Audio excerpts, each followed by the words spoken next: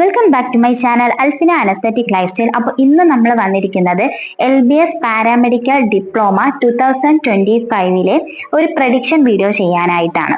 അതായത് പല കുട്ടികളും ചോദിച്ചിരുന്നു ഇൻഡെക്സ് മാർക്ക് ഇത്രയാണ്, ഡിപ്ലോമ എങ്കിലും കിട്ടുമോ എന്നുള്ള പല ഡൗട്ട്സ് ചോദിച്ചിരുന്നു. അത് ബേസ് ചെയ്തിട്ട് ഡിപ്ലോമ സെൽഫ് ഫിനാൻസിങ് കോളേജസിൽ ആർക്കൊക്കെയാണ് കിട്ടാൻ സാധ്യത എന്നൊരു വീഡിയോ നമ്മൾ ചെയ്തിട്ടുണ്ട്. അപ്പോൾ ഇന്നത്തെ വീഡിയോ നമ്മൾ ചെയ്യുന്നത് ഗവൺമെന്റ് കോളേജസിൽ LBS വഴി പാരാമെഡിക്കൽ ഡിപ്ലോമ കോഴ്സസ് ആർക്കൊക്കെ കിട്ടാനായിരിക്കും സാധ്യത എന്നൊരു വീഡിയോയാണ്. ഇത് കണ്ട് മനസ്സിലാക്കിയതിന് ശേഷം നിങ്ങൾ ഓപ്ഷൻ രജിസ്ട്രേഷൻ ചെയ്യുവാണ് എന്നുണ്ടെങ്കിൽ നിങ്ങൾക്ക് വളരെ ബുദ്ധിപരമായിട്ട് തന്നെ അഡ്മിഷൻ കിട്ടാനുള്ള സാധ്യതകൾ ഉള്ളതാണ്. ഇപ്പൊ നിങ്ങൾ സ്ക്രീനിൽ കാണുന്നത് 2024 LBS പാരാമെഡിക്കൽ ഡിപ്ലോമ കോഴ്സസ് ഏതൊക്കെ കോളേജസിൽ ഏതൊക്കെ കാറ്റഗറി ബേസ് ചെയ്തിട്ട് ഓരോ സ്റ്റുഡൻസിനും ലഭിച്ചിട്ടുണ്ട് എന്നതിന്റെ പേജാണ്. ഇവിടെ ഞാനിപ്പോൾ സെലക്ട് ചെയ്തിരിക്കുന്നത് CSSD എന്ന് പറയുന്ന കോഴ്സാണ്. CSSD എന്ന് പറയുമ്പോൾ സെൻട്രൽ സ്റ്റെറൈൽ സപ്ലൈ ഡിപ്പാർട്ട്മെന്റ്. ഈ കോഴ്സ് എന്താണെന്ന് അറിയാത്ത കുട്ടികളുണ്ട്, അവർക്ക് വേണ്ടി അതെന്താണ് കോഴ്സ് എന്ന് പറഞ്ഞു തരാം. അതിന് മുന്നേ ആയിട്ട് നമുക്കിവിടെ എത്ര വേക്കൻസിയാണ് ഉണ്ടായിരുന്നതെന്ന് നോക്കാം. 4 വേക്കൻസിയാണ് വന്നിട്ടുള്ളത്. EWSന്, അതുപോലെ ഈഴവയ്ക്കും, പിന്നെ 2 സ്റ്റേറ്റ് മെറിറ്റും ആണ് കിട്ടിയിരിക്കുന്നത്. പലർക്കും ഒന്നാമത്തെ അലോട്ട്മെന്റിലും രണ്ടാമത്തെ അലോട്ട്മെന്റിലും ലഭിച്ചിട്ടുണ്ട്. ഇൻഡെക്സ് മാർക്ക് നോക്കാം, നിങ്ങൾക്ക് 268.34 വന്നിരിക്കുന്നത്. അതുപോലെ 290 മാർക്കുള്ള കുട്ടികൾക്കൊക്കെയാണ് ഇവിടെ ലഭിച്ചിരിക്കുന്നത്, ഗവൺമെന്റ് കോളേജിൽ ലഭിച്ചിരിക്കുന്നത്. എന്താണ് CSSD ഡിപ്പാർട്ട്മെന്റ് എന്ന് പറഞ്ഞു തരാം. അതായത് നമ്മുടെ ഓപ്പറേഷൻ തിയേറ്റർ, സർജിക്കൽ ഇൻസ്ട്രുമെന്റ്സ്, അതുപോലെ ഏതൊക്കെ പ്രൊസീജിയേഴ്സിന് എന്തൊക്കെ ഇൻസ്ട്രുമെന്റ്സ് ഉണ്ടോ ഇതെല്ലാം തന്നെ ഓട്ടോക്ലേവിംഗ് അല്ലെങ്കിൽ ETO എന്ന് പറയും. ഒക്കെ ഓരോ സ്റ്റെറിലൈസേഷൻ മെത്തേഡാണ്. അതായത് നമ്മൾ യൂസ് ചെയ്ത സാധനങ്ങൾ പിന്നെയും വളരെ വൃത്തിയായി തിരിച്ച് മൈക്രോ ഓർഗാനിസംസിനെ എല്ലാം നശിപ്പിച്ചതിന് ശേഷം ആ ഇൻസ്ട്രുമെന്റ്സ് നമുക്ക് തിരികെ ലഭിക്കുന്നു. അങ്ങനെയുള്ള കാര്യങ്ങൾ ചെയ്യുന്നതിനും ഒരുപാട് കാര്യങ്ങൾ പഠിക്കാനുണ്ട്.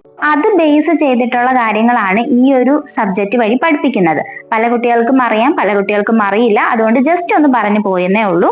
നിങ്ങൾ പലരും ഓരോ കോഴ്സസിനെ പറ്റിയിട്ട് ഡീറ്റെയിൽഡ് വീഡിയോ ഇടാൻ പറയുന്നുണ്ട്, പക്ഷെ എനിക്ക് ടൈം കിട്ടാത്തത് കൊണ്ടാണ് അതൊന്നും ചെയ്യാൻ വേണ്ടി സാധിക്കാത്തത്.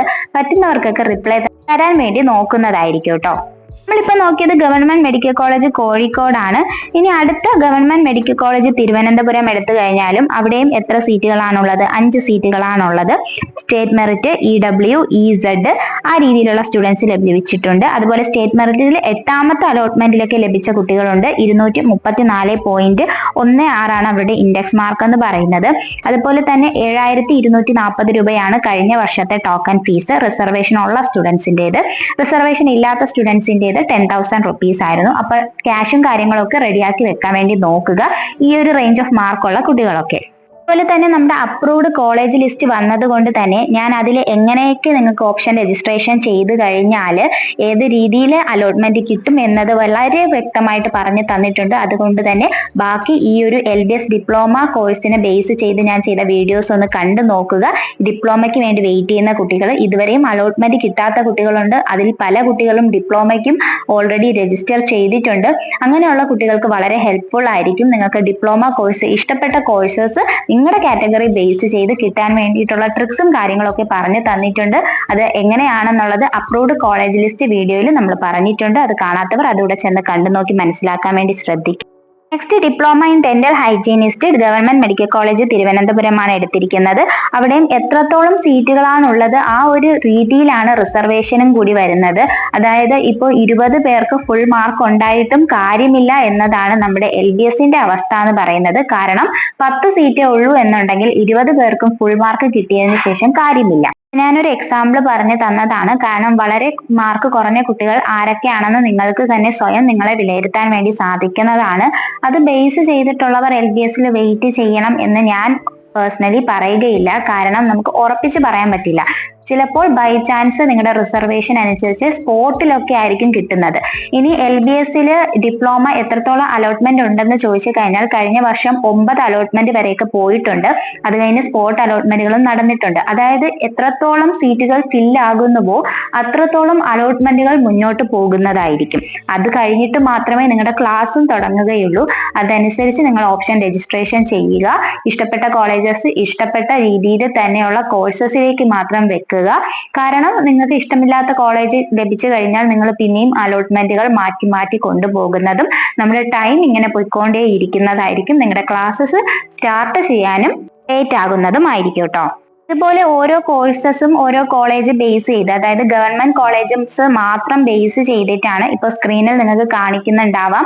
പലർക്കും ഇത് മനസ്സിലാവണം എന്നുണ്ടെങ്കിൽ സ്ക്രീൻഷോട്ട് എടുത്ത് നിങ്ങൾക്ക് വെച്ച് നോക്കാവുന്നതാണ്. നിങ്ങളുടെ റിസർവേഷൻ ബേസ് ചെയ്തിട്ടുള്ള ഇത് നിങ്ങൾക്ക് ഇവിടെ കാണുകയാണ്, അല്ലെങ്കിൽ നിങ്ങളുടെ മാർക്ക് ബേസ് ചെയ്തിട്ട് ഏതെങ്കിലും കോളേജിൽ അഡ്മിഷൻ എടുത്തിട്ടുണ്ട് എന്നുണ്ടെങ്കിൽ ആ ഒരു കോളേജും കോഴ്സൊക്കെ താല്പര്യമുള്ള കുട്ടികൾ അതൊക്കെ പ്രയോറിറ്റി ചെയ്ത് വെക്കാൻ വേണ്ടി കൂടി ഒന്ന് നോക്കാട്ടോ. ഇതൊക്കെ നമുക്ക് ചാൻസസ് മാത്രമാണ് പറയാൻ വേണ്ടി സാധിക്കുന്നത്, ഉറപ്പിച്ച് നമുക്ക് പറയാൻ സാധിക്കില്ല. കാരണം LBS റിസർവേഷൻ ബേസ് ചെയ്തിട്ടും കൂടെ നോക്കുന്നത് കൊണ്ട് നമുക്ക് മാർക്ക് മാത്രം വെച്ചിട്ട് പറയാൻ വേണ്ടി സാധിക്കില്ല. ഓരോ റിസർവേഷനിലും റാങ്ക് ലിസ്റ്റ് വന്നിട്ടുണ്ട്, ആ ഒരു ബേസിസിലും കൂടെയാണ് ഇവിടെ അലോട്ട്മെന്റുകൾ ലഭിക്കുന്നത്. അതുപോലെ SC ST OEC കുട്ടികൾക്കൊക്കെ 100 rupees ആയിരിക്കും നിങ്ങൾക്ക് അലോട്ട്മെന്റ് ലഭിച്ചു കഴിഞ്ഞാൽ അടയ്ക്കേണ്ട ടോക്കൺ ഫീ എന്ന് പറയുന്നത്. അത് കഴിഞ്ഞിട്ട് ബാക്കിയുള്ള നിങ്ങളുടെ ഫീയും കാര്യങ്ങളൊക്കെ ഗ്രാൻസ് വഴിയൊക്കെ ആയിരിക്കും, അങ്ങനെയുള്ള രീതിയിലൊക്കെ ആയിരിക്കും. അതുപോലെ തന്നെ നിങ്ങൾക്ക് ഇപ്പോൾ എന്തെങ്കിലും രീതിയിൽ ഒരു സ്പെഷ്യൽ ഫീ അടയ്ക്കേണ്ടി വരികയാണ് എന്നുണ്ടെങ്കിൽ അത് നിങ്ങളുടെ പഠനം കഴിഞ്ഞ് തിരിച്ച് ലഭിക്കുന്നതുമായിരിക്കും കേട്ടോ. അതുപോലെ എങ്ങനെയാണ് ഫീ സ്ട്രക്ചർ എന്നുള്ളതൊക്കെ നമ്മൾ ഓൾറെഡി വീഡിയോ ചെയ്തിട്ടുണ്ട്.